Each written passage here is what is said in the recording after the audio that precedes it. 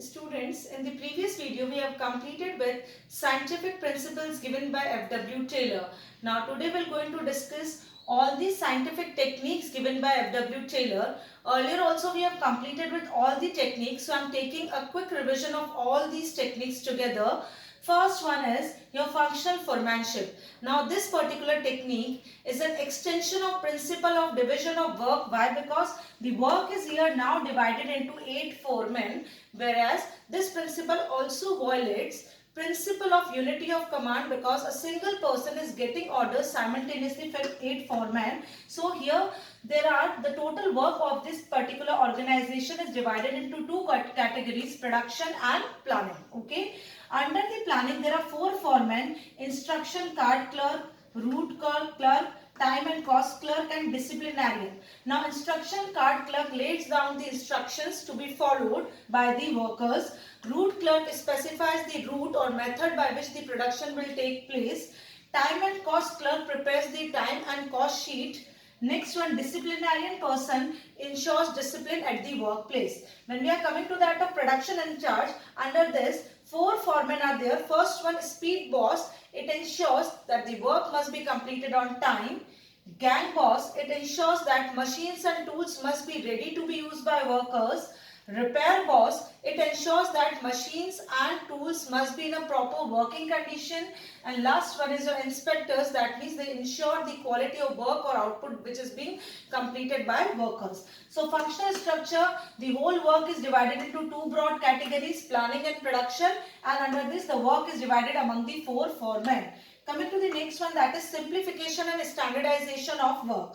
When we are coming to first one, that is simplification, that means we must avoid unnecessary diversity in product. Simplification is very much essential. For example, if we cannot handle the footwear department, it's not feasible to move with that of clothing department also and cosmetic department also. We must restrict ourselves to only one department. It will going to save our cost and money and efforts. Okay. And this standardization means maintaining the standards for each and everything in the organization.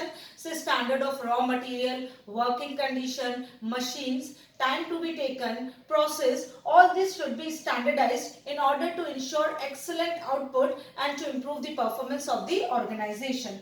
Coming to the third one, that is method study. This study says that there can be n number of methods to perform a single task. Okay, one best method for performing the task must be selected and work must be performed according to that method only, which suits our convenience also and our budget also.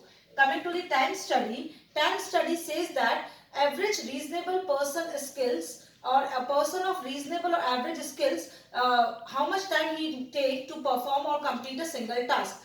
Time study is usually being conducted to find out the standard time which is taken by a person of reasonable skills to perform a single task. Coming to the fatigue study, fatigue means frustration.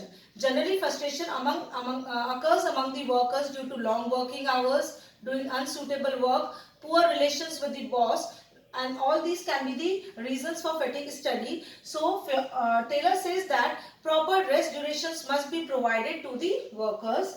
Next one, that is motion study. Motion study says that study of movements, how many times a worker is lifting, putting the things, moving, all these things are being judged in order to find out the movements and to eliminate the unnecessary movements in order to improve the efficiency. Seventh one is your differential piece weight system. This particular technique of Taylor says that efficient workers must be provided at a higher rate than the inefficient workers. This higher rate which is being paid to the efficient workers will always be act as a motivational force for those who are inefficient, so that next day they will also going to complete the same target. And this is how differential piecewise system works. The one who is working with efficiency will be paid more, and the person who is working with inefficiently will be paid at a lesser rate. So here we have completed with all the techniques. And please go through the notes in order to have an in-depth understanding of all these things, though I made them you understand in a very proper manner. And with this we have completed with our chapter number 2. In the next video we are going to start with chapter number 3. Thank you.